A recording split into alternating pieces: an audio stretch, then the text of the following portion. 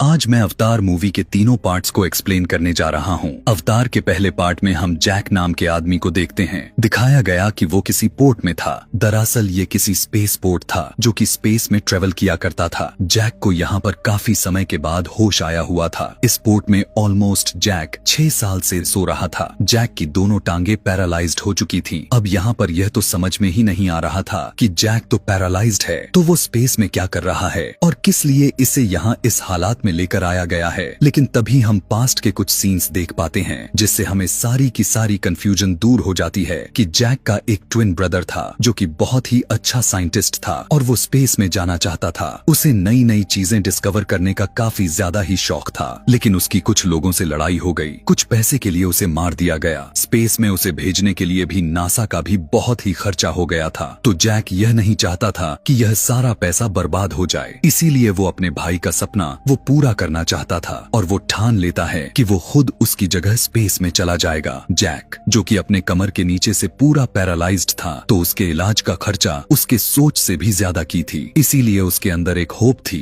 कि वो जिस मिशन पर जा रहा है, अगर वो उसमें कामयाब हो गया तो उसे काफी सारे पैसे दिए जाएंगे जिसे वो उसे यूज में लेकर अपनी टांगों की इलाज करवा सकता है। यह काम भी काफी हार्ड वर्किंग थी। बेशक उसकी टांगे नहीं थी, लेकिन वो काफी दिल का अच्छा और काफी मजबूत भी था। उसे खुद पर यकीन था कि वो यह कर लेगा। लेकिन पता चला कि ये सभी जिस जगह जिस प्लेनेट पर जा रहे हैं, जो यहाँ से लगभग 26 खरब मील दूर है, जिस ग्रह का नाम पेंडोरा है, उस ग्रह पर ऑक्सीजन तो है, लेकिन इंसानों के जीने लायक तो बिल्कुल ही नहीं था। जैक के साथ और भी लोग जो जाने वाले थे, वो सभी के सभी एक जगह पर इकट्ठे हो जाते हैं। यहाँ पर ये सभी अपने लीडर से मिलते हैं। यहाँ पर उनका लीडर उन्हें समझाने लगता है कि तुम लोगों को किस किस तरह से वहाँ के हालातों को फेस करना है और वहाँ पर अगर किसी अजीबों गरीब तरह के क्रिएचर से सामना हो भी गया तो उसे किस तरह से मार देना है। यहीं पर जैक एक आदमी से मिला जहाँ पता चला कि इन दोनों की ट्रेनिंग 3 साल तक एक साथ हुई थी, इसीलिए इन दोनों में काफी बनती थी। यहाँ पर वही आदमी जैक को उसका अवतार दिखाता है। वो बताता है कि इस अवतार में इंसानों के डीएनए के साथ उन क्रिएचर्स के भी डीएनए मिक्स किए गए थे जो कि उस प्लेनेट पर रहा करते थे जहाँ पर ये लोग जा रहे थे। इन सभी का प्रोजेक्ट को स्टार्ट कर दिया गया था, लेकिन तभी वहाँ इस प्रोजेक्ट की लीडर आती है और इनसे बातें कर लेने के बाद वो सीधा इस प्रोजेक्ट के हेड के पास जाती है जो कि एक बिजनेसमैन था और इसी ने इस प्रोजेक्ट को शुरू किया हुआ था। वो उससे पूछने लग गई कि तुम्हारा जैक को यहाँ इतनी दूर लाने का क्या मकसद था। तब हेड कहने लगा कि इसमें कोई मैटर नहीं है, वो बस समझदार है। हेड लेडी को एक बहुत ही कीमती स्टोन दिखाता है और कहने लगा कि यह पत्थर जो तुम्हें दिखाई दे रही है, जो उसी पंडोरा प्लैनेट पर ही मिलेगी और इस स्टोन की कीमत 100 करोड़ पर केजी का है, यानी इसका 10 ग्राम ही 1 करोड़ में बिकने वाला है। इसीलिए तुम बहुत ही खामोशी के साथ होने दो जो यहाँ हो रहा है। अगले सीन में हम देखते हैं कि जैक को यहाँ के अजीब सी मशीन में भेजा जाता है जिसके जरिए वो अवतार यानी यहाँ के क्रिएचर जैसे जो क्लोन को बनाया गया था उसमें चला जाता है। मतलब उसको अवतार के बॉडी में शिफ्ट कर दिया गया था। अवतार के बॉडी में आकर वो काफी खुश दिखाई देने लग गया था। उसके लंबे लंबे कान के साथ साथ लंबे पूंछ भी था। उसकी एक ऐसी छोटी भी थी जो कि आगे चलकर बहुत ही काफी सारे राज को खोलने वाले थे। ऐसा कर लेने के बाद जैक उसी कर्नल से मिला जो सभी को इंस्ट्रक्शंस दे रहा था। जैक उसकी काफी तारीफ करता है क्योंकि जैक पहले आर्मी में था, तो उस टाइम उसकी सारी एक्टिविटीज काफी अच्छी थी। कर्नल भी जैक से कहने लगा था कि तुम बहुत ही आगे जा सकते हो। वहाँ के प्लैनेट्स पर जाकर वहाँ के क्रिएचर्स के साथ साथ तुम ज्यादा से ज्यादा टाइम स्पेंड करना, क्योंकि तुम जितना टाइम उनके साथ स्पेंड करोगे वो उतना ही तुम पर ट्रस्ट करने लग जाएंगे। कर्नल जैक से कहा कि तुम तो यह भी जानते हो कि इस प्रोजेक्ट का हेड भी यही चाहता है कि हम ज्यादा से ज्यादा स्टोन निकाल सकें, इसीलिए उन सारे क्रिएचर्स को वहाँ से हटाना होगा और अगर तुम इस काम को कर जाते हो तो इसमें अच्छी बात तो और भी हो जाएंगी, लेकिन अगर तुम 3 महीने के अंदर ही ऐसा कुछ ना कर पाए तो हमें मजबूरन यानी ना चाहते हुए भी हमला करना ही होगा और जंग छिड़ जाएगी, क्योंकि चाहे हमारी जान क्यों न चली जाए हमें स्टोन को हासिल करके ही रखना है। वो जैक से कहता है कि इसके बदले में मैं तुम्हारी टांगे भी ठीक करवा कर दूंगा। यह सुनकर तो जैक मान जाता है। दिखाया जाता है कि ये लोग उस प्लेनेट पर पहुंच चुके हैं। वहां जाते ही जैक जो कि अब अवतार में कन्वर्ट हो चुका था, वो काफी खुश भी नजर आ रहा था। जैसे ही वहां के जंगलों में उतरकर जब चीजों को छूने लग गया तब उसने देखा कि वहां पर तो अजीबों गरीब तरह के बड़े बड़े जानवर मौजूद हैं। एक अजीब सा जानवर जैक के पीछे पड़ जाता है। अपने बचाव में जैक काफी ऊंचाई से एक झरने में कूद जाता है, लेकिन लेकिन इस इंसिडेंट से जैक अपनी टीम से अलग हो चुका था। कुछ टाइम के बाद हमने देखा कि जैक वहाँ की एक लकड़ी को तोड़कर उसे नुकीला बना लेता है ताकि यहाँ के जानवरों से अपने आप को प्रोटेक्ट कर सके। ऊपर से टीम भी उसे काफी ढूंढती है, लेकिन उन्हें जैक कहीं पर भी दिखाई नहीं दे रहा था।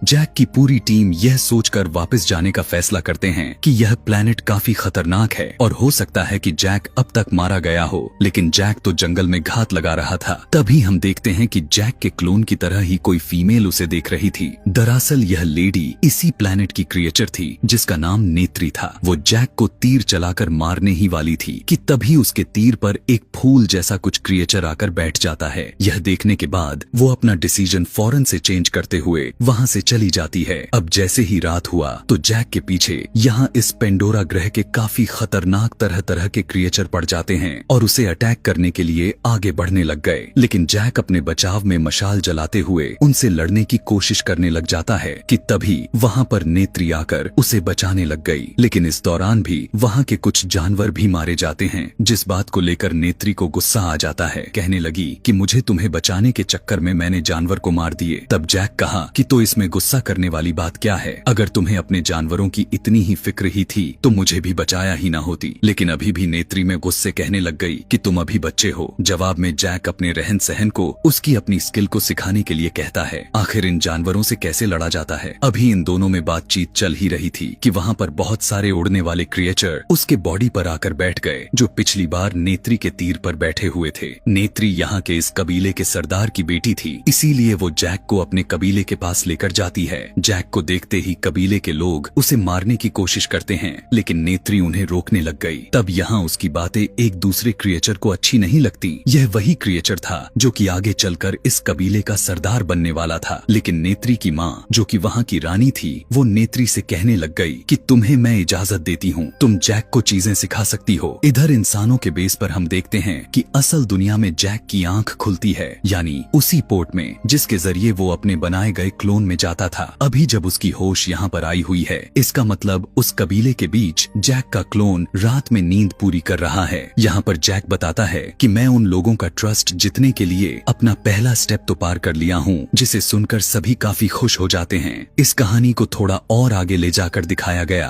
कि अब नेत्री इसी तरह से जैक को काफी सारे स्किल्स सिखाने लग जाती है, जैसे कि घोड़ों को कैसे चलाया जाता है। कुछ टाइम के बाद इस प्रोजेक्ट की लीडर को देखते हैं, जो कि अपनी टीम को लेकर एक जगह पर आ जाती है जहाँ पर इनका पहले से ही एक छोटा सा सीक्रेट कैबिन बनाया गया था। अब क्योंकि यह कैबिन ऐसी जगह पर मौजूद था जहाँ के बड़े बड़े पहाड़ ऊपर हवा में उड़ रहे थे, जबकि यहाँ पर बहुत ही चार्मिंग व्यू हो चुका था। कबीले के अंदर जैक की ट्रेनिंग धीरे धीरे आगे की तरफ बढ़ती रहती है। देखते ही देखते जैक की काफी अच्छी ट्रेनिंग हो चुकी थी। जैक यहाँ की लैंग्वेज, उनकी बातों को कैसे बोला जाता है, सब कुछ धीरे धीरे सीख जाता है। घोड़ों की सवारी करना, वहाँ पर शिकार कैसे किया जाता है, और सबसे बड़ी बात तो वो यह सीख लिया था कि यहाँ के नेचर से कैसे प्यार किया जाता है। यह सारा कुछ उसने सीख लिया था। अब उड़ते हुए पहाड़ों के जरिए नेत्री जैक को एक ऐसी जगह पर लेकर जाती है जहाँ पर वो एक बहुत ही बड़े उड़ने वाले क्रिएचर से मिलवाती है। नेत्री यहाँ पर उसे बताने लग गई कि इन पंछियों में एक खास बात है,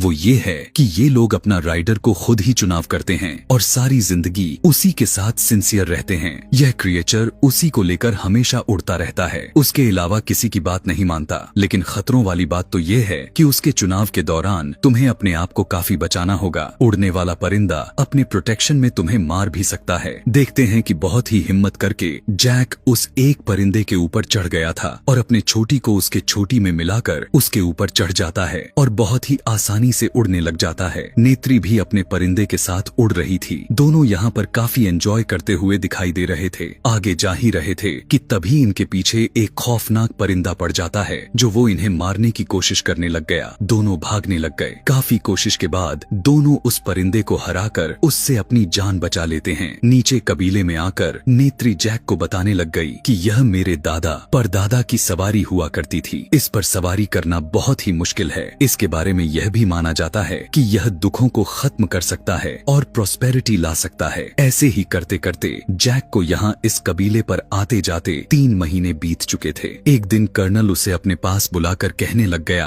कि जो काम मैंने तुम्हें कहा हुआ था लगता है कि तुम भूल रहे हो। जवाब में जैक कहने लग गया कि नहीं, ऐसी बात नहीं है, मैं नहीं भूला, बस कल की बात है। वहाँ पर उनका एक इवेंट है जिसमें सारे लोग मुझे एक्सेप्ट कर लेंगे, यानी मैं भी उनका हिस्सा बन जाऊंगा। तब कर्नल कहा कि अगर तुम ऐसा ना कर सके तो मैं तुम्हें वापस जमीन पर भेज दूंगा। जैक कहने लगा कि आपको फिक्र करने की जरूरत नहीं है, मैं कल उनको उस जगह से किसी दूसरी जगह पर शिफ्ट कर दूंगा। कबीले के अंदर इवेंट का दिन भी आ जाता है जिसमें सभी लोग यानी इस पेंडोरा ग्रह पर रहने वाले सारे क्रिएचर्स जो इंसानों की तरह दिखते थे जैक को अपने ग्रुप में शामिल कर लेते हैं।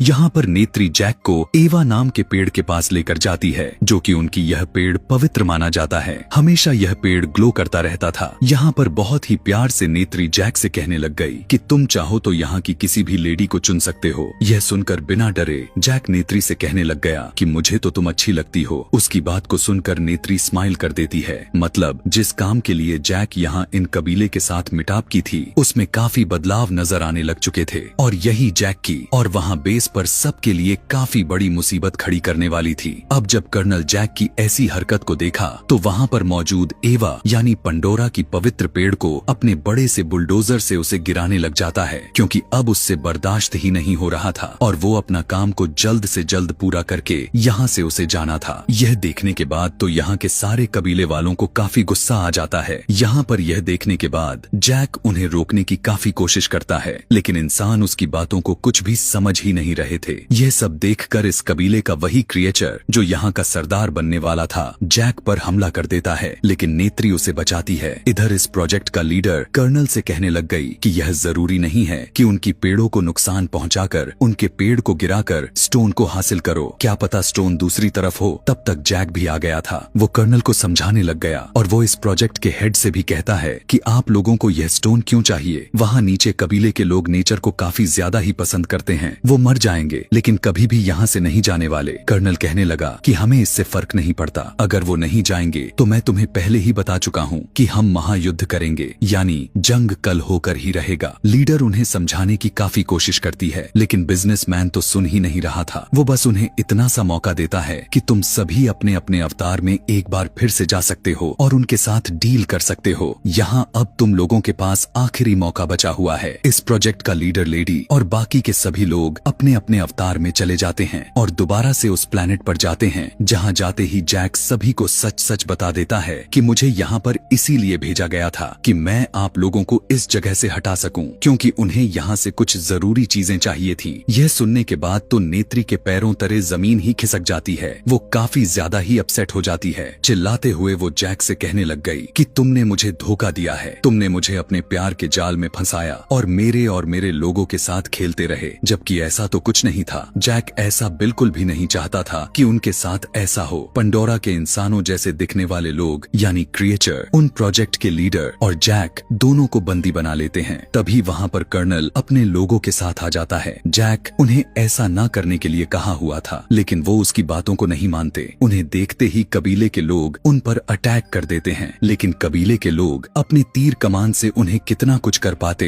इंसानों पर तो कोई फर्क ही नहीं पड़ रहा था। जब कबीले के लोग पीछे नहीं हटते तो कर्नल उन पर बमबारी करने लग जाता है, जिससे हर तरफ आग ही आग लग जाते हैं। चारों तरफ हाहाकार मच जाती है। कबीले के लोग डर कर रोने लग जाते हैं। तभी उसी भाग दौड़ में एक फीमेल क्रिएचर जो नेत्री की माँ थी यानी वहाँ की रानी, वो जैक के पास आकर उसे खोलते हुए कहने लग गई कि हमारी जान बचा लो। लेकिन इतनी ही देर में कर्नल पेंडोरा के सबसे विशाल पेड़ भी गिरा देता है, जो कि उनका पवित्र पेड़ माना जाता था। सारे पेंडोरा ग्रह के लोगों के दिल में डर का माहौल बन चुका था। इनके साथ इतना बुरा किया जा रहा था कि यह नजारा हमारे आंखों में आंसू भरने पर मजबूर कर देगा। सभी काफी दुखी हो चुके थे। उन्हें इंसानों पर काफी ज्यादा ही गुस्सा आ रहा होता है। इसी हमले में नेत्री के फादर यानी इस कबीले के लीडर का भी डेथ हो जाती है। इस प्रोजेक्ट का हेड यहाँ बिजनेसमैन ऑर्डर देता है जैक और उसके इस प्रोजेक्ट के लीडर को अरेस्ट कर लिया जाए, लेकिन तभी उन्हीं में से एक लेडी सोल्जर आती है जो कि यहाँ उन्हीं के साथ प्लेन को उड़ाया करती थी। थी। वो वहाँ पर आकर उन्हें बचाने में उनकी मदद करती है। अब सभी लोग चोरी चुपके से यहाँ से भागने लग जाते हैं, लेकिन इसी दौरान कर्नल उन्हें देख चुका था। उसकी फायरिंग की वजह से जैक के प्रोजेक्ट की लीडर को गोली लग जाती है। अब क्योंकि दोबारा से जैक अपने अवतार में इसलिए आ गया था क्योंकि उसे उसी जगह यानी उसी केबिन में लाया गया था जहाँ पहाड़ पर इनका सीक्रेट केबिन था। लेकिन जैक यहाँ पर देखता है कि यहाँ इस कबीले के सारे लोग किसी और जगह पर चले गए हैं। इस टाइम जैक उसी जगह यानी उसी नजारे को देख रहा था जहाँ पर उनके पवित्र पेड़ रहा करती थी। उन्हें लग रहा था कि जैक गद्दार यहाँ से भाग चुका है और वो इनकी मदद के लिए कभी भी नहीं आएगा। लेकिन इस बार जैक उसी परिंदे पर सवार होकर आया हुआ था जो पिछली बार यह परिंदा उनके ऊपर खाने के लिए हमला किया हुआ था। इसी परिंदे पर नेत्री के पूर्वजों ने सवारी की हुई थी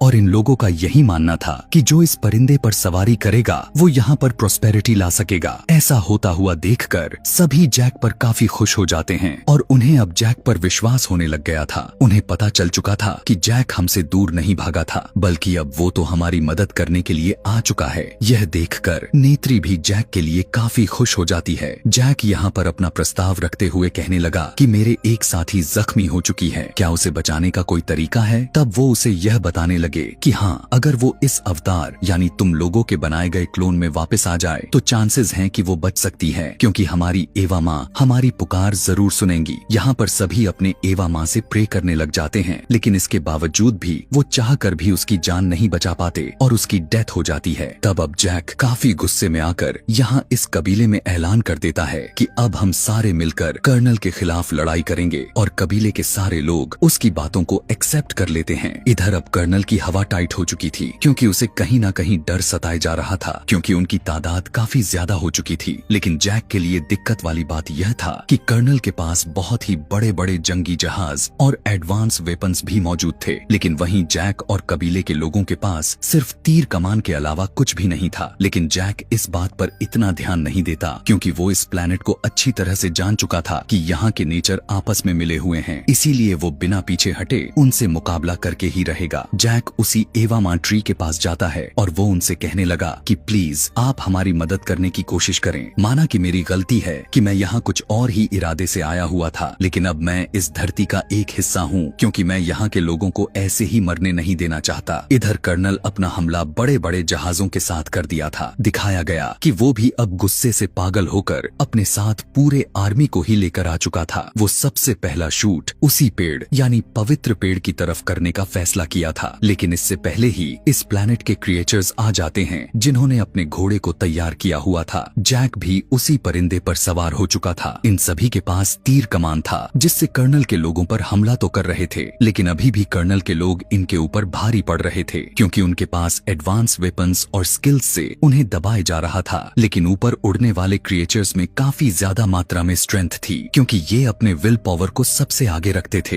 लेकिन कर्नल अब वहाँ पर काफी सारे क्रिएचर्स पर अटैक करने लग गया था। तभी वहाँ से वो फाइटर पायलट आती है, लेकिन इससे पहले कि वो जैक को बचा पाती कर्नल उस पर भी फायरिंग शुरू कर देता है, जिसकी वजह से नेत्री का सवारी यानी उसका परिंदा इंजर्ड हो जाता है। यहाँ पर अब खून की बारिश होने लग चुकी थी, काफी सारी तबाही हो चुका था। इसी फायरिंग की वजह से इस कबीले का नया सरदार भी मारा जाता है जो जैक का मजाक उड़ाया करता था। अब कर्नल का टारगेट उसी पवित्र पेड़ पर था क्योंकि उस पेड़ पर हमला करके इन लोगों पर कंट्रोल करना चाहता था। जंगल के अंदर नेत्री भी काफी घबराई हुई थी, लेकिन यहाँ भी इस पहले की कर्नल इस दूसरे वाले पवित्र पेड़ यानी माँ एवा पर हमला कर पाता। जैक की लगाई गई एवा माँ के सामने पुकार कबूल हो जाती है, यानी एवा माँ उसकी विनती को स्वीकार कर ली थी। जो अब यहाँ पर काफी सारे बड़े बड़े परिंदे आने लग जाते हैं जिन पर गोलियों का कोई भी असर नहीं हो रहा था। नीचे जंगल में भी बहुत सारे तरह तरह के छुपे हुए जानवर निकलकर बाहर आ जाते हैं जो सीधा इंसानों पर हमला कर देते हैं। यहाँ पर अब पूरा का पूरा तख्त ही पलट चुका था। इंसानों के दिलों में अब डर का माहौल बन चुका था। जिस जहाज से ये लोग उस पवित्र पेड़ पर हमला करने वाले थे, जैक उस जहाज के इंजन में एक्सप्लोजन कर देता है जिससे वो जहाज ही पूरा का पूरा डिस्ट्रॉय हो जाता है और पेड़ को बचा लिया था। इसके बाद जैक गुस्से से पागल हो चुका था और वो अब कर्नल के जहाज के साथ वही किया और उसकी जहाज को डिस्ट्रॉय कर दिया। लेकिन बहुत ही कॉन्फिडेंस से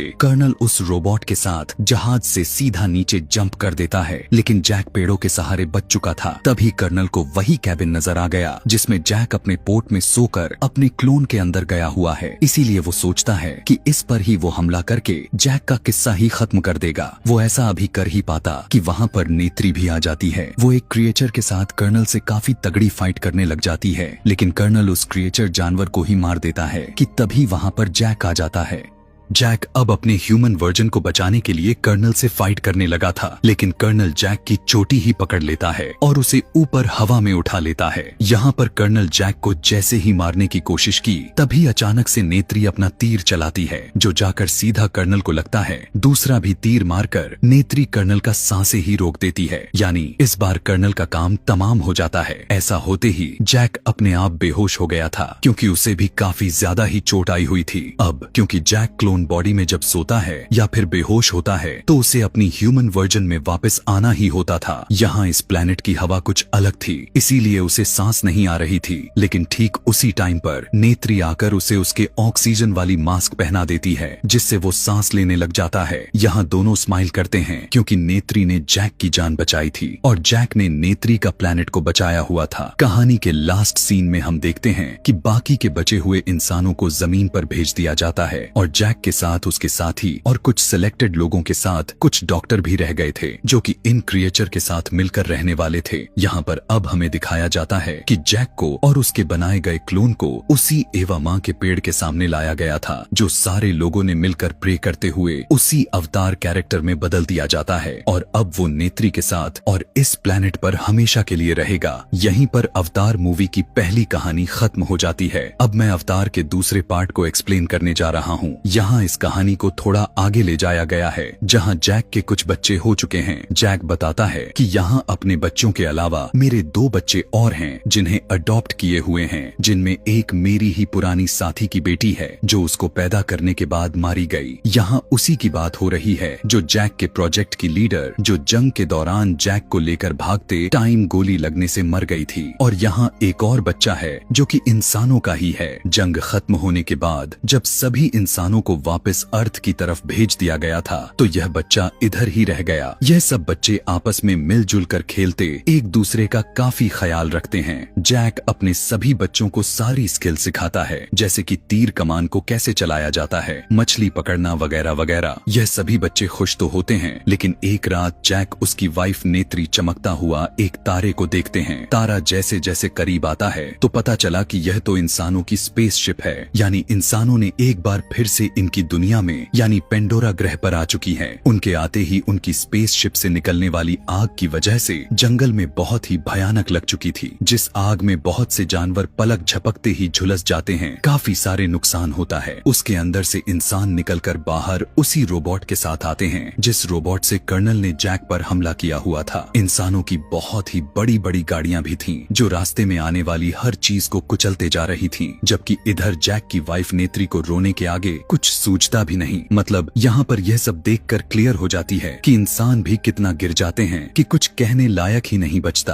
खैर, अब यहाँ पर एक अवतार के क्लोन को दिखाया जाता है जो बिल्कुल जैक की तरह लग रहा था। वो लैब में बौखलाते हुए उठा और आसपास के लोगों को मारने लग जाता है। उसको उसके साथी कंट्रोल करते हुए कहने लग गए कि आप हमारे कर्नल हैं और आप इंसान ही हैं। हमने आपके मरने के बाद आपको मॉडर्न टेक्नोलॉजी वाला एक ऐसी बॉडी दे दी है जिस वजह से आप इस प्लेनेट पर जिंदा रह सकते हैं। आप दिखने में इस प्लेनेट के क्रिएचर की तरह ही लगेंगे, इसीलिए आपको डरने जैसा कुछ नहीं है। इसी तरह से बहुत से इंसानों को ऐसी ही क्लोन के थ्रू जिंदा कर दिया गया था, यानी जो बच कर गए थे वो सभी यानी ज्यादातर लोगों को इसी तरह की बॉडी दे दी गई थी, जो कि हम इन कर्नल के आसपास खड़े हुए लोगों में देख भी सकते हैं। दूसरी तरफ देखते हैं कि जैक अपने कुछ लोगों के साथ मिलकर इंसानों की आ रही ट्रेन को बमबारी करके उसे उड़ा देते हैं, जिसमें उनके हथियार के साथ साथ खाने का सामान जा रहा था। अपने उसी उड़ने वाले परिंदे के ऊपर इंसानों की जहाज को तबाह करने के बाद उनका सारा सामान लूट लेते हैं। जब कर्नल को इस होने वाले नुकसान का पता चलता है तो जैक को जान से मारने का प्लान करता है, क्योंकि जैक ही है जो नावी यानी इस कबीले का लीडर बन चुका है। यहाँ पर कर्नल की सीनियर ऑफिसर उनको बताती है कि हमने जब भी जैक के जंगल में अपने जहाज भेजे, उनके उड़ने वाले परिंदे ने हमेशा उनको तबाह कर दिया और तुम ही वो आखिरी उम्मीद हो जो कुछ कर सकते हो। यह सुनकर देखकर कर्नल जंगल में अपने साथियों के साथ पैदल जाता है, पर जैक के बच्चे खेल रहे थे। वो अपनी तरफ इंसानों को आता हुआ देखकर रेडियो की मदद से वो अपने फादर जैक को बताने की कोशिश कर ही रहे थे कि उसी टाइम इंसान यानी कर्नल उन्हें पकड़ लेता है। अभी यह लोग जैक के बच्चे को टॉर्चर कर ही रहे थे कि तभी वहाँ पर नेत्री आकर अपने तीर को कर्नल के एक आदमी को आर पार कर देती है। दोनों में लड़ाई शुरू हो जाती है। नेत्री अपने बाकी बच्चों को तो बचा लेती है, लेकिन कर्नल उस बच्चे को उठाकर अपने साथ ले जाता है जो इंसान ही था। नेत्री अपने बच्चों को लेकर परेशान ही थी कि जैक कहता है हमें इस जंगल को छोड़कर जाना होगा। कर्नल अब मुझे मारने के लिए यहाँ जरूर आएगा। अब क्योंकि यहाँ जैक को पता था कि कर्नल को उसी के जैसा एक क्लोन बना दिया गया और उसकी सारी यादों को शुरू में एक चिप के मदद से उसे दे दिया गया था, और अब क्योंकि वो दोबारा से आया हुआ है तो वो मुझे मारना चाहता है। इसीलिए मैं तुम और हमारी बच्चे यहाँ से चले गए तो हम अपने बाकी कबीले के लोगों की जान बचाना है, क्योंकि जिस बच्चे को कर्नल साथ ले गया है वो बहुत ही जल्द उन्हें हमारी लोकेशन बता देगा कि हम कहाँ रहते हैं और इंसान यहाँ तक पहुँच जाएंगे। नेत्री यहाँ से जाना तो नहीं चाह रही थी, लेकिन उसके अपने कबीले के लोगों की जान का सवाल था, इसीलिए वो मान जाती है। दूसरी तरफ इंसान जैक के एडॉप्ट किए बच्चे को टॉर्चर करके उसके घर का पता पूछ रहे होते हैं, लेकिन काफी समझदार बच्चा था, इसीलिए वो उसे कुछ भी बताने से साफ मना कर देता है।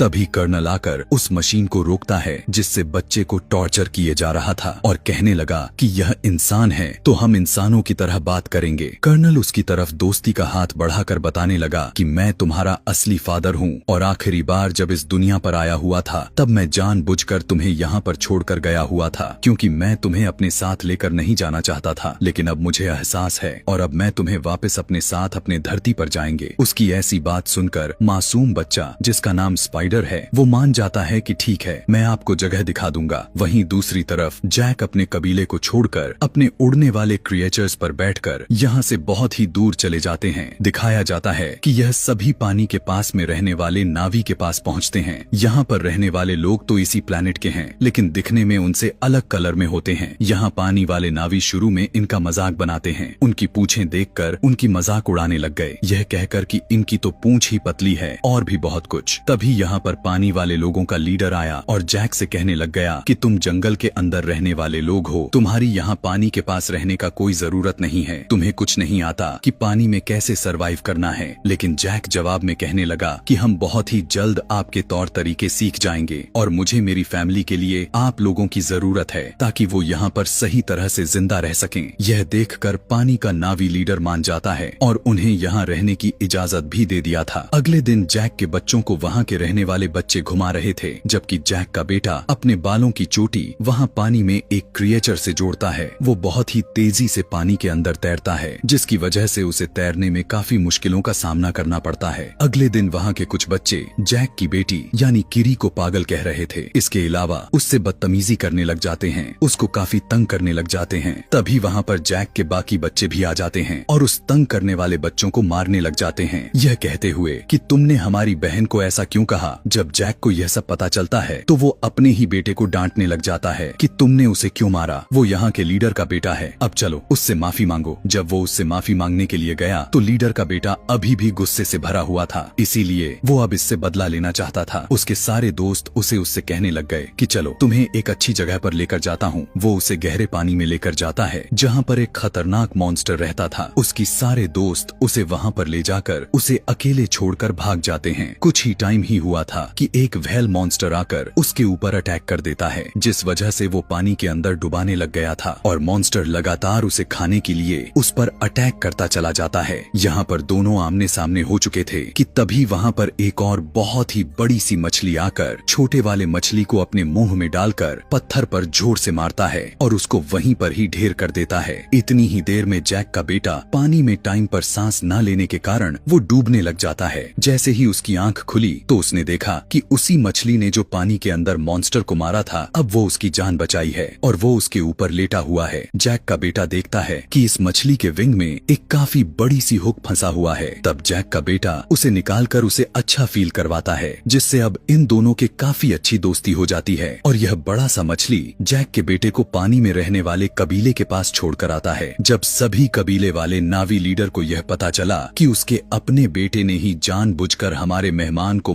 मॉन्स्टर के पास मरने के लिए छोड़ा, तब लीडर खुद अपने बेटे को ही सजा देने लग जाता है। लेकिन जैक का बेटा कहने लगा कि आपके बेटे की कोई गलती नहीं है, मैंने ही वहाँ पर जाने के लिए कहा, बल्कि वो तो मुझे रोक रहा था। उसकी ऐसी बात सुनकर लीडर के बेटे को काफी शर्मिंदगी का सामना करना पड़ गया था कि इसने मुझे बचाया, जबकि मैंने ही गलती की हुई थी। मैं तो उसे मारना चाहता था। उसकी अच्छाई को देखते हुए अब वो इनका अच्छा दोस्त बन जाता है।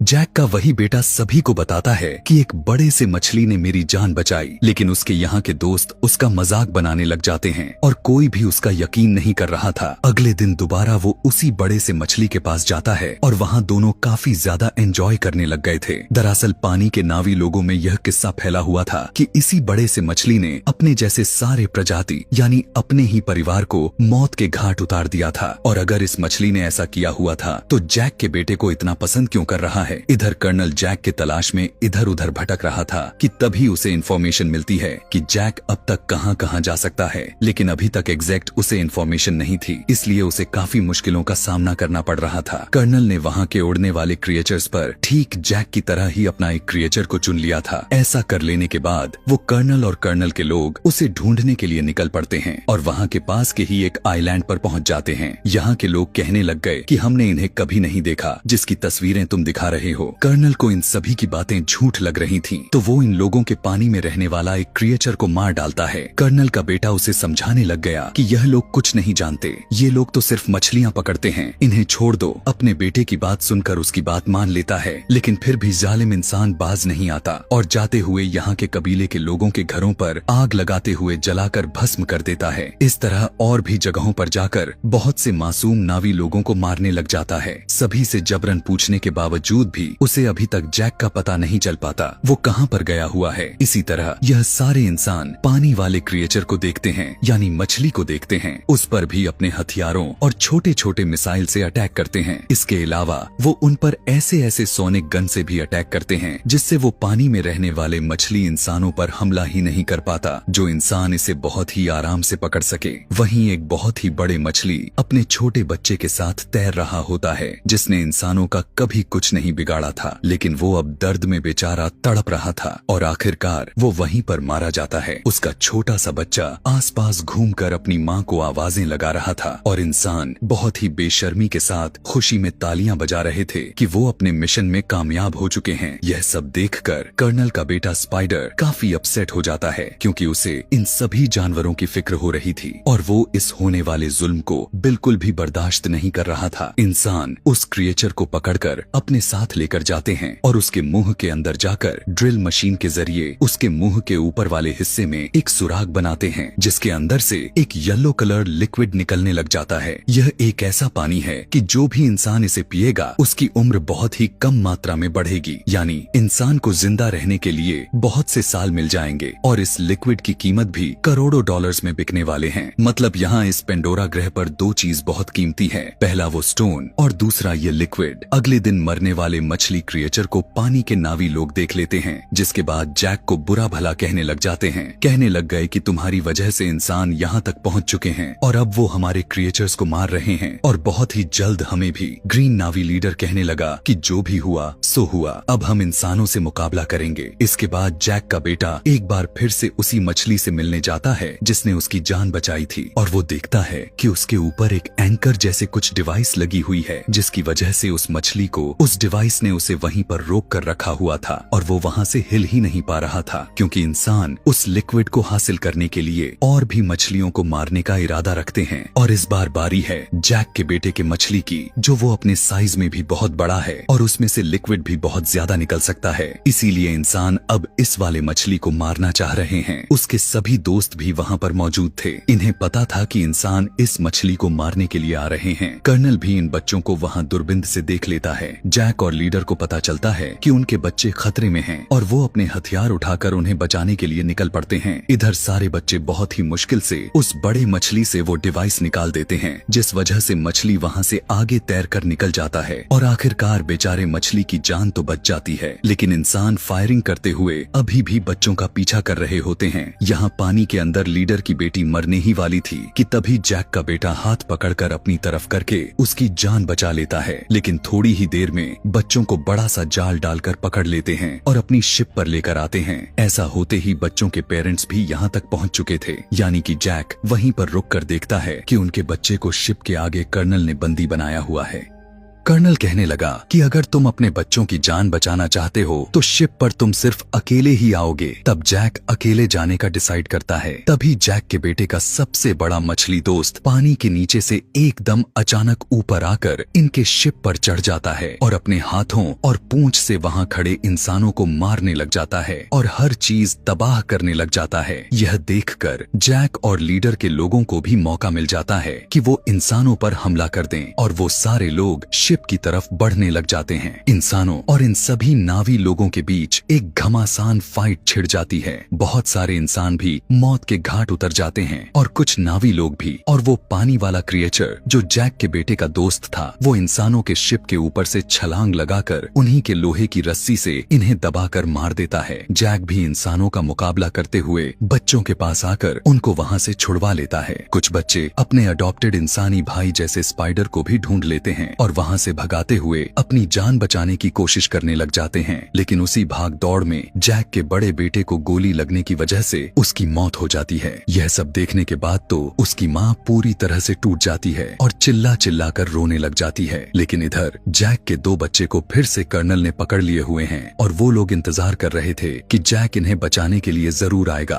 और इसी मौके को देखते हुए हम उसे मार डालेंगे। जैक वहाँ बहुत ही खामोशी से आकर धमाका करते हुए उस शिप का हुलिया ही बदल कर रख देता है। चारों तरफ आग ही आग हो गए थे, बहुत सारे इंसान भी मारे गए थे। उसकी वाइफ तो अब काफी ज्यादा ही गुस्से में आ चुकी थी। वो अब रुकने का नाम ही नहीं ले रही थी। अपने तीर से ऐसे ऐसे तरीके से मारती है कि इंसान वहीं कांप उठते हैं और एक इंसान को इतना बुरी तरह से मारती है कि वहीं पर मर जाता है। यहाँ पर जैक की वाइफ नेत्री बिल्कुल पागल सा हो गई थी, क्योंकि उसने अभी अभी अपने सबसे प्यारा बेटा को खोया था। मौका देखते हुए कर्नल जैक की बेटी किरी के ऊपर चाकू रखकर उन सभी को हथियार डालने को कहने लगा था। लेकिन उसी दौरान जैक की वाइफ वहां आकर कर्नल की ही बेटे यानी स्पाइडर पर ही चाकू रख लेती है। यह देखते हुए कर्नल को जैक की बेटी को छोड़ना पड़ जाता है। अब फाइनली कर्नल और जैक के बीच हाथों से लड़ाई होने लग जाती है। काफी घमासान लड़ाई करते हुए बहुत ही मुश्किलों के बाद जैक पानी के अंदर कर्नल का गला अपने हाथों में दबाकर उसे वहीं पर मार देता है और आखिरकार यह जालिम कर्नल पानी में ही डूबने लग जाता है। लेकिन कर्नल का बेटा डूबने से बचाकर उसे पानी से ऊपर लेकर आता है, क्योंकि बाप तो बाप ही होता है। जब कर्नल कहता है कि बेटा मेरे साथ चलो, तुम यहाँ पर जिंदा नहीं रह सकते, तब वो उस पर गुस्सा करते हुए अपनी फैमिली के पास चला जाता है, यानी कि जैक के पास। और स्पाइडर को देखकर जैक की फैमिली भी बहुत खुश होती है और उसको पहले की तरह ही प्यार करने लग जाती है। आखिर में जैक ने अपने बड़े बेटे जो गोली लगने की वजह से मारा गया था उसे पानी के अंदर दफन कर देता है और उसे यहाँ पर उसकी सारी पुरानी यादें याद आने लग जाती हैं कि मेरा बेटा जो आज मरा है उसे मैंने हाथों में कैसे उठाया था जब वो पैदा हुआ था, और आज मैंने अपने ही हाथों से उसे दफन भी कर रहा हूँ। इस अवतार की कहानी यानी अवतार पार्ट 2 भी यहीं पर खत्म हो जाती है और अब मैं इसके लास्ट पार्ट यानी अवतार 3 को भी एक्सप्लेन करने जा रहा हूँ। तो मूवी की शुरुआत लुआक से हुआ, जो इस वक्त पानी के अंदर ट्री ऑफ सोल्स के पास बैठा हुआ है। यह जैक का वही बेटा है जिसकी दोस्ती उस बड़े से मछली से हुआ था। वो यहाँ पर अपनी आंखें बंद किया था और ट्री ऑफ सोल्स की हेल्प से अपनी मरे हुए भाई की सोल के साथ जुड़ जाता है। यह दोनों भाई मिलकर यहाँ खेलने लग गए और अचानक से लुआक के भाई को एहसास हुआ कि वो असल दुनिया में है ही नहीं, बल्कि वो तो अपने मरे हुए भाई के साथ किसी और ही दुनिया में खेल रहा है। लुआक के भाई को एहसास होता है कि उसके भाई को सच्चाई के बारे में पता चल गई है, तो वो उसे कहने लगा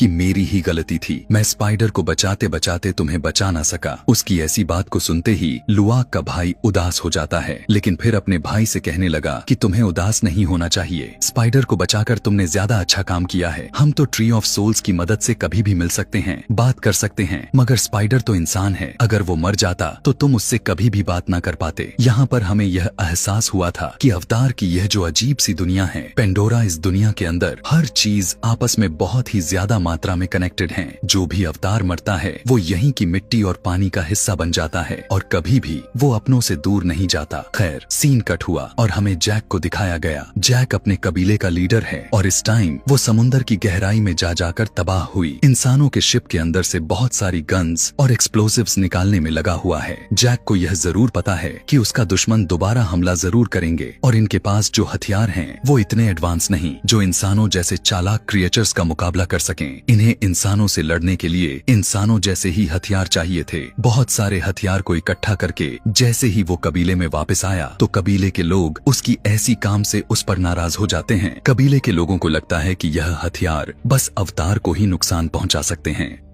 नेत्री कबीले के लोगों को समझाती है कि नहीं, यह हथियार हमारे कबीले की हिफाजत भी कर सकते हैं और हमारे लोगों को जंग के लिए तैयार भी कर सकते हैं। नेत्री अब इन्हीं एक्सप्लोजिव को इस्तेमाल करते हुए अपने नए कुछ तीर बनाती है, यानी इंसानों से भी एडवांस हथियार बना लेती है। दूसरी तरफ अब हम इंसानी बेस पर कर्नल को देख पाते हैं जो एक नया प्लान बना रहा है। वो चाहता है कि अवतार की दुनिया यानी पेंडोरा ग्रह के ऐसे इलाकों की तरफ जाया जाए जहाँ पर अभी तक यह लोग नहीं गए हुए हैं, जहां पर फायर नावी के लोग रहते हैं। कर्नल को लगता है कि वो लोग फायर नावी से दोस्ती करके जैक और उसके सारे कबीले के लोगों को बहुत ही जल्द ही मार सकते हैं और जल्द ही जैक के कबीले पर अपना कब्जा भी बना लेंगे। दिखाया जाता है कि इंसानों फौजी सैटेलाइट्स की मदद से स्पाइडर को ढूंढने की कोशिश कर रहे हैं। उन्हें लगता है कि यही इंसान ही है जो जैक को पकड़ने में वो उनकी मदद कर सकता है, जबकि यहाँ पर स्पाइडर तो सारे नावी लोगों को बचाना चाहता है। जैक को आजकल एक अजीब सा डर भी महसूस होने लग चुका था। स्पाइडर का ऑक्सीजन टैंक खत्म हो रहा है। उसे डर है कि अगर वो मर गया तो वो बाकी अवतार की तरह पेंडोरा ग्रह का हिस्सा नहीं बन पाएगा और उसकी सोल पेंडोरा में जिंदा नहीं रहेगी। इसी दौरान हमें दिखाया जाता है कि बड़े बड़े एयर बैलून्स के अंदर एयर नावी लोग यहाँ पर आते हैं। एयर नावी लोग ऐसे ही अपने बड़े बड़े बैलून्स में पूरे पेंडोरा के ऊपर घूमते रहते हैं और खाने पीने के लिए दूसरे क्लेन से ट्रेडिंग करते रहते हैं। और जब यह सारे लोग जैक के नावी लोगों के पास जाते हैं तो जैक उनसे एक डील कर लेता है कि एयर नावी के लोग अपने साथ स्पाइडर को रख ले। यहाँ पर रहते हुए स्पाइडर को सांस लेने में काफी मुश्किलों का सामना करना पड़ता था,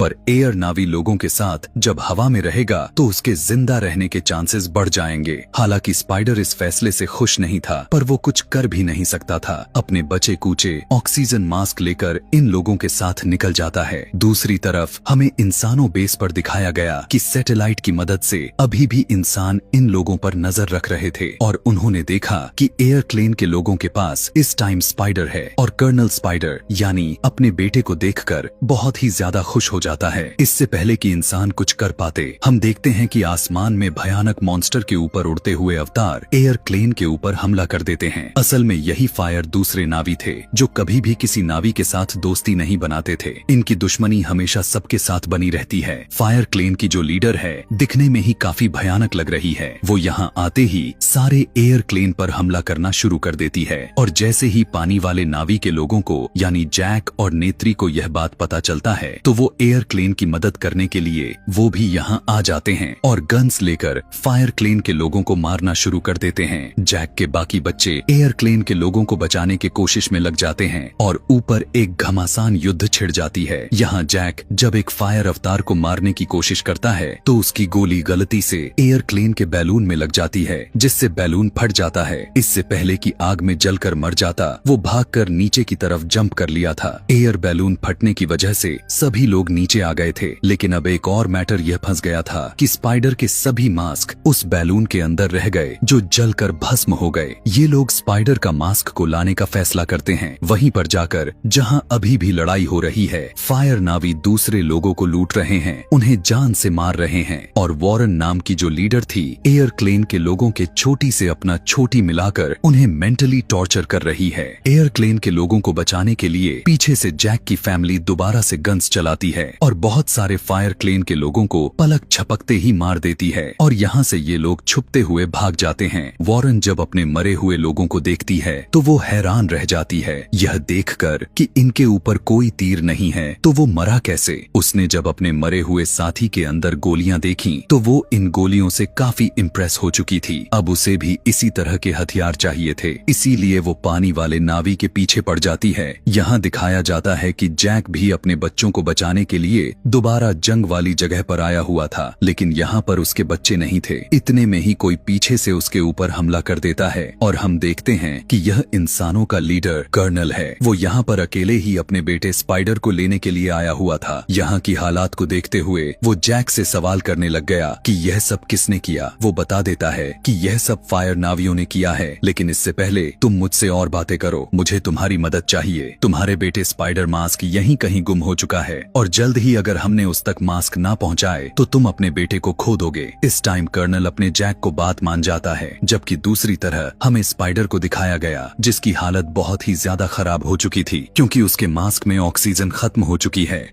लुआक उसे उठाकर यहाँ से भागने में लग चुका था, लेकिन उसके कोशिश का कोई फायदा नहीं था कि तभी लुआक की बहन किरी को एकदम अचानक से अजीबो गरीब तरह के कुछ विजन आने लग गए थे और वो लुआक से स्पाइडर को नीचे रखने को कहती है। फिर वो अपने बालों को ट्री ऑफ सोल्स के साथ जोड़ लेती है और उसके माइंड में कोई उसे कुछ बताने लग जाता है। उनकी बातों को फॉलो करते हुए वो स्पाइडर को एक बिज खिला देती है, जिसकी वजह से स्पाइडर की बॉडी अब अवतार की बॉडी में कन्वर्ट होने लग चुकी थी और अब वो इस पेंडोरा यानी इस अवतार वाली दुनिया में बिना मास्क के सांस ले सकता था। सभी लोग लुआक की बहन पर बहुत ही ज्यादा हैरान होते हैं कि उसने यह सब आखिर कैसे कर लिया। तब वो बताने लग गई कि शायद मेरे माइंड में माँ एवा ने कुछ ऐसा ही करने को कहा था। खैर, इस टाइम ये लोग बहुत ही ज्यादा खुश थे और एक दूसरे के गले लग रहे थे, लेकिन तभी फायर नावी लोग इनके पीछे आ जाते हैं और अपने फायर से इनके ऊपर हमला कर देते हैं। वॉरेन यानी उनकी लीडर भी उनके साथ ही आई थी और वो स्पाइडर को यहाँ पेंडोरा के एनवायरमेंट में सांस लेता हुआ देखकर हैरान हो जाती है।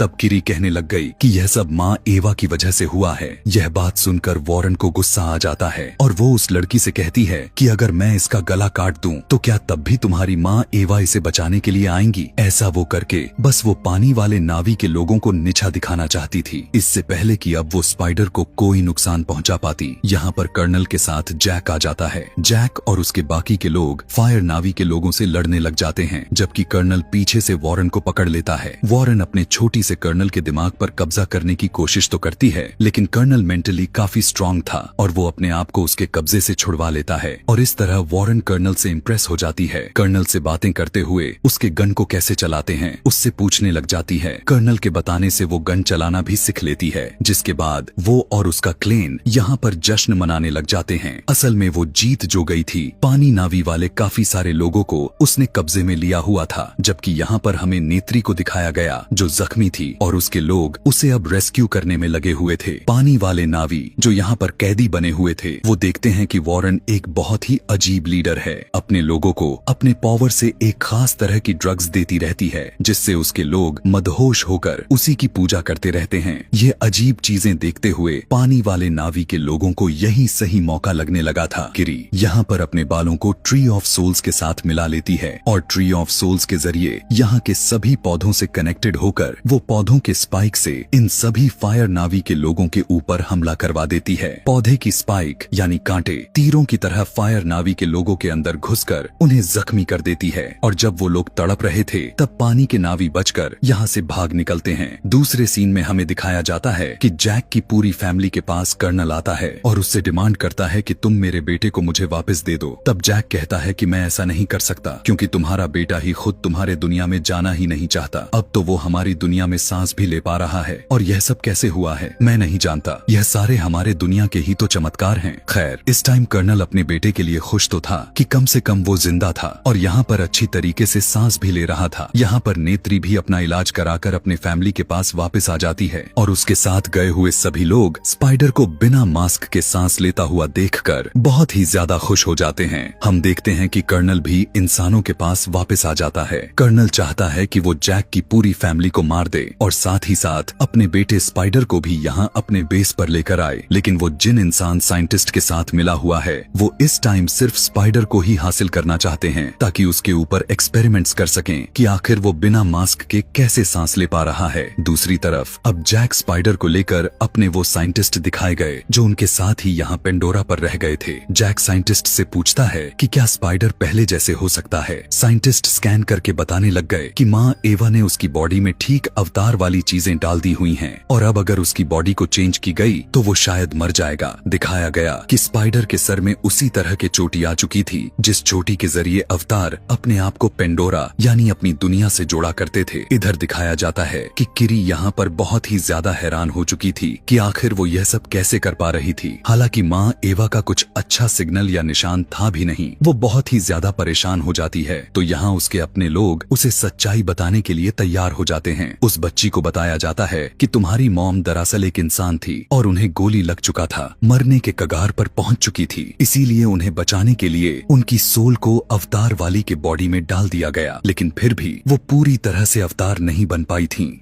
और इस तरह अचानक से बॉडी चेंज होने की वजह से पता नहीं क्यों वो प्रेग्नेंट हो गई थी और फिर तुम पैदा हुई। तुम्हारा कोई भी बाप नहीं था और इसीलिए हमें ऐसा लगने लगा कि हमारे लिए तुम माँ एवा का दिया हुआ गिफ्ट हो और इसी वजह से तुम्हारे अंदर एक्स्ट्रा पावर्स भी हैं। यह सुनकर किरी को थोड़ा शांति तो मिलता है, लेकिन अब वो दुखी हो जाती है यह जानकर कि उसका कोई भी डैड नहीं है। इस टाइम जैक उदास किरी के पास आकर कहने लगा कि तुम कभी उदास मत होना, मैं तुम्हारा डैड हूँ और हमेशा रहूंगा। खैर, रात को हमें दिखाया गया कि दो बड़े बड़े मछलियों का सरदार इनके कबीले के पास आते हैं। वो लोग इनके कबीले से माफी मांगना चाहते थे क्योंकि अनजाने में उसने बहुत सारे मुश्किलें पैदा की थी। दुश्मनों के शिप्स पर हमला करके उनके दुश्मन को बढ़ा दिए थे। जैक, जो कि इस टाइम कबीले का लीडर है, वो फैसला करता है कि वो मछली जो जैक के बेटे यानी लुआक का दोस्त है, वो कुछ टाइम के लिए उनके कबीले से दूर रहेगा। यह सुनकर लुआक, जो कि उस मछली से काफी अटैच हो चुका था, वो गुस्से में आ जाता है, लेकिन जैक गुस्से में उससे कहता है कि सिर्फ तुम और उस मछली की वजह से हमेशा हमारे कबीले में मुश्किलें पैदा करते रहते हो। यह सुनने के बाद लुआक बहुत ही ज्यादा टूट जाता है। सीन शिफ्ट करके दोबारा से कर्नल को दिखाया गया जिसके दिमाग में अभी भी वही चीज दौड़ रही है, यानी जैक के कबीले के लोगों को मारना है और स्पाइडर को हासिल कर लेना है। वो जानता था कि जैक के कबीले के वो अकेले नहीं हरा सकता था, इसीलिए वो जैक के कबीले को दुश्मन यानी फायर नावी के लोगों के पास आ जाता है और वॉरेन से डील करता है कि वो दोनों अपने अपने फायदे के लिए जैक के नावी से मिलकर लड़ेंगे। यहाँ पता चलता है कि वॉरेन पानी के नावी लोगों के खिलाफ इसलिए थी क्योंकि उसने पानी के गॉड से यानी माँ एवा से एक बार कुछ फेवर मांगी हुई थी, लेकिन माँ एवा ने उसकी मदद नहीं की थी और फिर उसने जाकर फायर के देवता से मदद मांगी थी और फायर ने उसकी सारी मुश्किलें आसान कर दी और उसके बाद से ही उसे लगने लगा है कि सबसे अच्छी फायर है और इस टाइम जो उसके पास मदहोश कर देने वाली पावर्स हैं, उसकी वजह से वो पानी वाले नावी के लोगों को बहुत ही आसानी से मार भी सकती है। यह दोनों डिसाइड करते हैं कि जैक के कबीले को मारने के बाद यह दोनों मिलकर पेंडोरा यानी इस दुनिया पर राज करेंगे। जंग के लिए प्लानिंग करने लग चुके थे। कर्नल वॉरेन को हाई टेक्नोलॉजी वाला रोबोट्स और बहुत सारे वेपन्स देता है और वॉरेन जंग के लिए अपनी आर्मी देती है। सीन शिफ्ट होकर दूसरी तरफ हमें दिखाया जाता है कि स्पाइडर जब अपने दोस्तों के साथ खेल रहा था तभी अचानक वहाँ पर कर्नल आ टपकता है और पीछे से स्पाइडर को पकड़ लेता है। वॉरेन आकर उसे अपने साथ कनेक्ट कर लेती है और यहाँ से लेकर चली जाती है। यहाँ छुपकर किरी ये सब देख रही थी। उसके थोड़ी ही देर के बाद फायर नावी लोग बहुत ही बड़े बड़े इंसानों के शिप्स को लेकर पानी नावी यानी जैक के ऊपर हमला करने के लिए आ जाते हैं। जंग का माहौल को देखते हुए जैक घबरा जाता है और वो इन लोगों से कहता है कि मैं यहाँ पर कोई भी खून खराबा नहीं चाहता, तुम लोग अगर मुझे गिरफ्तार करना चाहते हो तो कर लो। कर्नल को भी उसकी यह ऑफर कुछ ठीक ठाक लगता है। वो उसे जब लेकर जाने का फैसला करता है तो जैक एक और शर्त सामने रखते हुए कहने लगा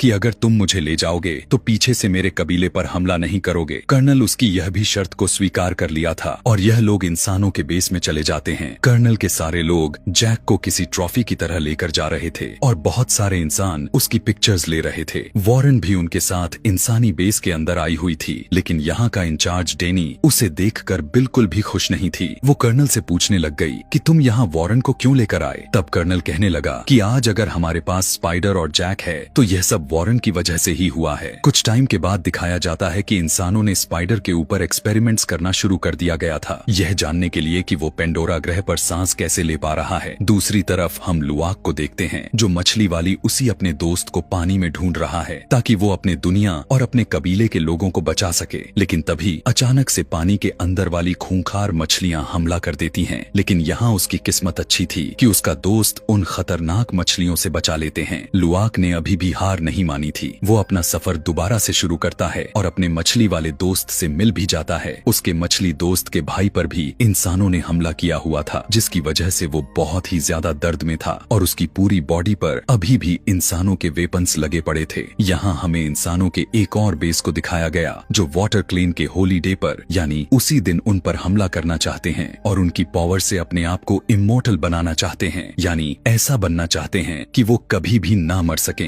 लेकिन यहाँ पर एक साइंटिस्ट ऐसा भी था जिसे यह सब गलत लग रहा था। वो कहने लगा कि हम ऐसा नहीं कर सकते। वो बताता है कि वाटर क्लेन के लोग पेंडोरा ग्रह की एक ऐसी क्रिएचर हैं जो बहुत ही ज्यादा एकत्रित हैं, अपने लिए लड़ने के लिए एकजुट हो सकते हैं, यहाँ तक कि कम्युनिकेट भी कर सकते हैं और हमें उन्हें तबाह नहीं करना चाहिए।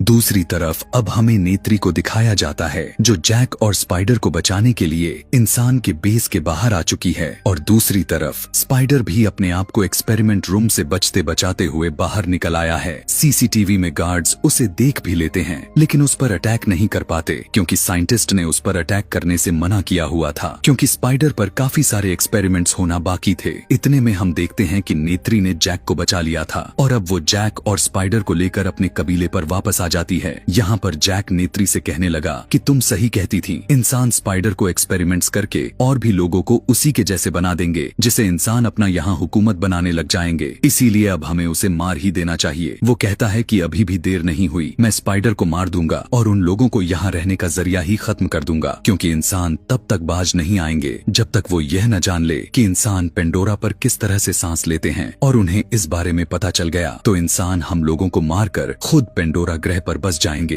और जिस तरह उन्होंने अर्थ को खराब किए हैं इसी तरह उन्होंने पेंडोरा को भी बर्बाद करके रख देंगे। अब जैक जब स्पाइडर को मारने की कोशिश की तो थी लेकिन वो ऐसा कर नहीं पाया क्योंकि उसके सीने में एक बाप का दिल धड़क रहा था। उसने स्पाइडर को अपने बच्चों की तरह पाला था। खैर, इस टाइम पर अभी भी इन्हें एक बहुत बड़ा खतरा का सामना करना था। वो जानते थे कि इंसान यहाँ पर कभी भी स्पाइडर को हासिल करने के लिए फिर से आएंगे। इंसानों से वो अकेले लड़ नहीं सकते थे, इसीलिए जैक मदद मांगने के लिए एयर क्लेन के पास जाता है और उन्हें बताता है कि इंसान इस दुनिया पर यानी इस ग्रह पेंडोरा पर अटैक करके इस पर कब्जा करना चाहते हैं और पेंडोरा को बचाने के लिए उन्हें मिलकर लड़ना होगा। इसीलिए एयर क्लेन के लोग भी तैयार हो जाते हैं। एयर क्लेन के लोगों के मानने के बावजूद भी जैक को अभी भी लग रहा था कि वे इंसानों से नहीं जीत पाएंगे। इसीलिए जैक अब पेंडोरा ग्रह के सभी बड़े बड़े मछलियों से भी मदद लेने का फैसला करता है। मगर मछलियों के सरदार इस टाइम कोई भी किसी भी तरह का जंग नहीं चाहते थे। वो जंग लड़ने के लिए इनकार कर देते हैं। लेकिन तभी यहाँ पर लुआक का दोस्त जो मछली था वो अपने जख्मी भाई को लेकर आ जाता है जिसके ऊपर इंसानों ने हमला किया हुआ था। वो अपने मछलियों के सरदार को समझाने लगा कि अगर हमने इनका साथ ना दिया और इंसानों को खत्म ना किया तो इंसान हमें ही मार डालेंगे। और इस तरह पेंडोरा के सारी बड़े बड़े मछली जैक के जंग का हिस्सा बन जाते हैं। दिखाया गया कि इंसान अब अपने बड़े बड़े शिप लेकर और अपने एयरक्राफ्ट्स लेकर इस दुनिया पर अटैक करने के लिए निकल पड़े हैं। पानी में वो तेजी से अवतारों की तरफ बढ़ने लग चुके थे और उन पर हमला कर रहे थे। ऊपर एयर क्लेन वाले इंसानों से लड़ने लग चुके थे, लेकिन फिर भी इंसान अपने वेपन्स की वजह से इन पर भारी पड़ रहे थे। देखते ही देखते यहाँ का पूरा माहौल ही खराब होने लग चुका था। लेकिन तभी वहाँ पर वही बड़े बड़े मछलियाँ पहुँच जाते हैं जो आकर सीधा अटैक करते हुए बड़े बड़े जहाजों को डुबाने लग जाते हैं। कुछ देर के लिए ऐसा लगने लगा था कि अवतार की जीत होने वाली है, लेकिन ऐसा कहाँ होने वाला था। वजह यह थी कि कर्नल गद्दारी कर जाता है और फायर नावी के लोगों को इन सब में शामिल कर लेता है। अब फायर नावी के लोग भी एयर नावी और पानी वाले नावी के लोगों से लड़ने लग चुके थे और इसी वजह से अब सिचुएशन काफी बुरी तरह से बिगड़ चुकी थी। यहाँ दिखाया जाता है कि किरी, जिसने पहले भी पेंडोरा के गॉड यानी माँ एवा से मदद मांगी थी, वो दोबारा माँ एवा से मदद मांगने के लिए पानी के अंदर चली जाती है और स्पाइडर भी उसी के पीछे जाता है। पानी के नीचे ये दोनों अपने छोटी को ट्री ऑफ सोल्स से अटैच हो जाते हैं और फिर माँ एवा से बात करने की कोशिश करने लग जाते हैं। और यहाँ पर पहली झलक माँ एवा को दिखाया जाता है। ऊपर दिखाया गया कि जंग करते हुए पेंडोरा के लोगों का बहुत ही बुरा हाल हो रहा था। नेत्री यहाँ पर एक औरत को देखती है जो प्रेग्नेंट थी और उसके पास एक बेटी पैदा होती है, जिसके बाद पैदा करने वाली अवतार मर जाती है और मरने से पहले नेत्री से कहकर जाती है कि तुम मेरी बेटी का ख्याल रखना। इतने में हमें दिखाया जाता है कि कर्नल और उसके पूरे ग्रुप की नजर नेत्री पर पड़ जाती है और वो नेत्री को काबू में ले लेते हैं। नेत्री को बचाने के लिए यहाँ पर स्पाइडर आ जाता है और कहता है, मैं जानता हूँ कि तुम्हें मेरी जरूरत है, इसीलिए तुम मुझे ले लो और नेत्री को जाने दो। इन्हीं बातों के दौरान स्पाइडर धोखे से इन लोगों पर अटैक कर देता है। जैक भी आ चुका था और अब इन लोगों के बीच लड़ाई शुरू हो चुकी थी। इनकी लड़ाई अब काफी ज्यादा ही इंटेंस हो चुकी थी।